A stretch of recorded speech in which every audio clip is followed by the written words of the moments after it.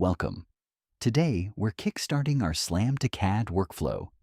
We'll be indexing raw data from a NavVis VLX scanner and transforming those files into a project optimized for seamless CAD modeling. First, launch the Undet Indexer. Select your project type. In this case, we'll choose Buildings to get started. Now, simply drag and drop your point cloud data directly into the indexer and click Create Project. You'll see several advanced settings here. For a deep dive into each option, check out our online guides linked in the description below. Next, I'll select the folder containing our panoramas and trajectory files. Note the panorama radius setting. For tight indoor spaces like a house, a smaller radius is ideal.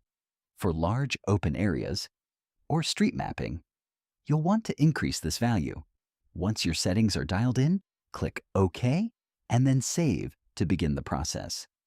Indexing time will vary based on your project size. The indexer is working in the background to process points and link your imagery. And we're done.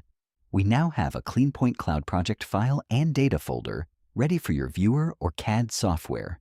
In our next video, I'll show you how to use this indexed data with the Undet browser.